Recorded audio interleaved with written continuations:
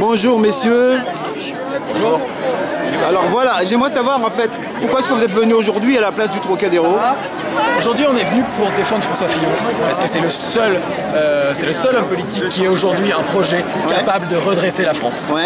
Aujourd'hui François Fillon, il a un projet pour redresser notre économie, pour libérer notre économie des charges sociales, pour libérer notre économie d'un code du travail bien trop épais. Aujourd'hui François Fillon, c'est aussi le seul à même de contrôler nos frontières, à même d'amener l'ordre dans notre société. Et ce projet-là, aujourd'hui on tente de nous le voler, parce qu'il y a une cabale médiatique qui est menée contre François Fillon. Et nous on ne l'accepte pas et on est là pour défendre François Fillon. On était 200 000 pour le défendre. Et quand vous dites on, c'est qui ce on en fait? C'est les jeunes. En l'occurrence les étudiants avec Fillon, mais c'est les 200 000 personnes qui étaient ici, place du Trocadéro. C'est la France. Non, vous venez de dire qu'on essaie de vous le voler. C'est qui ce on qui essaie de vous le voler? Alors, c'est une grande partie des médias.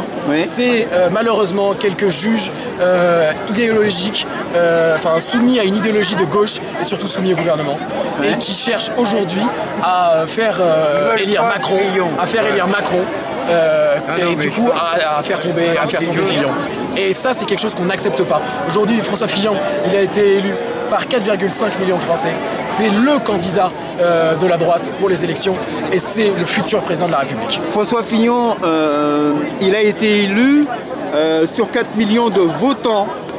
Mais est-ce que vous pouvez dire en fait que sur 4 millions de votants, il est passé, je crois, à plus de 60%, donc ce qui doit faire à peu près plus de 2,5 millions de gens qui ont voté réellement pour lui. Est-ce que vous pensez que sur 2,5 millions de personnes, c'est vraiment, je dirais, légitime au niveau national en fait? Alors en fait, je vais reprendre les 4,5 millions.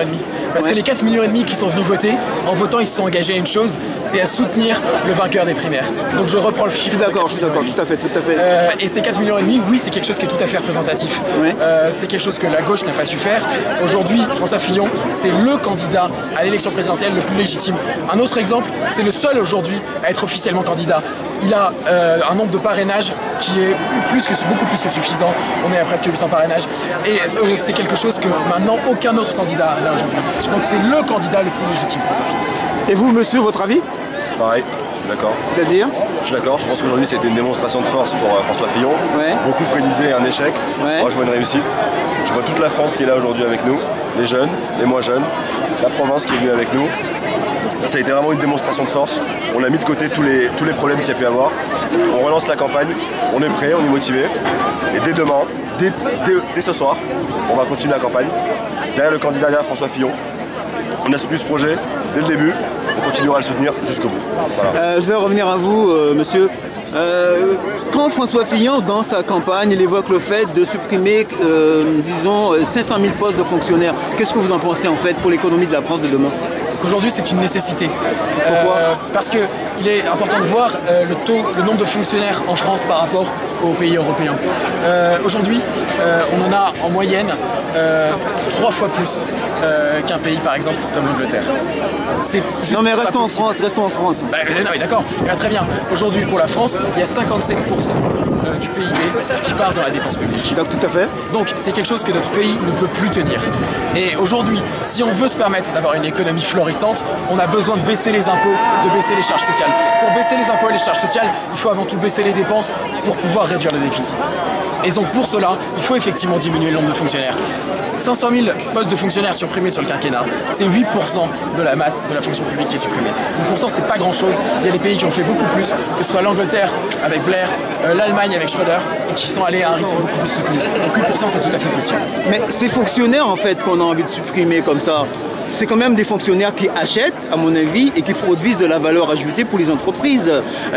Est-ce que vous ne pensez pas qu'il y a un paradoxe entre le fait de dire qu'on veut supprimer les fonctionnaires et qu'en même temps qu'on veut créer de la valeur ajoutée pour les entreprises? Alors ça c'est une question économique, c'est la théorie keynésienne. Ce n'est pas la mienne, ce n'est pas celle de François Fillon.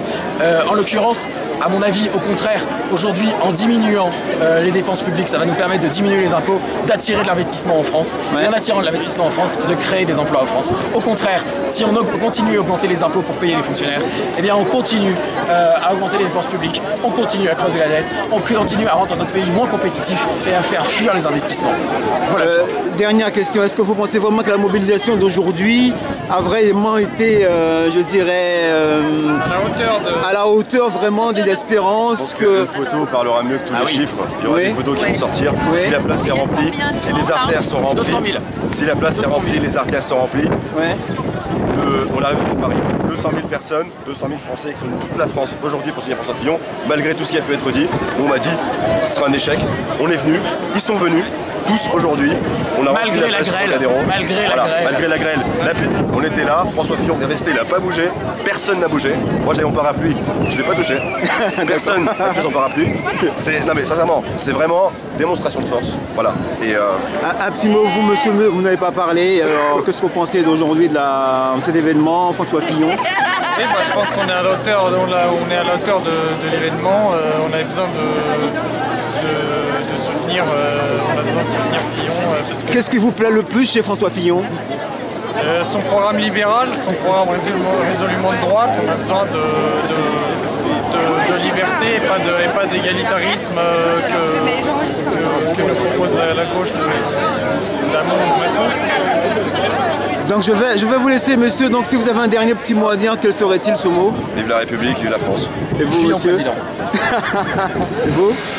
Fillon président. D'accord, je vous remercie, messieurs. Merci à vous. Merci à vous. Ce fut un plaisir de discuter. Salut, merci. Et puis, je vais finir sur votre petit slogan. Voilà. Bon, vive les étudiants, vive la solidarité, vive la France. Merci Jean-Marc Fillon, vous souhaite une très belle journée, un bon week-end. Et puis on verra dans quelques 50 jours. 49 maintenant. Merci à vous, messieurs. Merci à vous. Merci à vous.